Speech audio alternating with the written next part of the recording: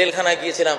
ইয়ামান থেকে, মিশর থেকে, ইন্ডিয়া থেকে জিনদের তাবলিগি জামাত এসেছিল আমার কাছে।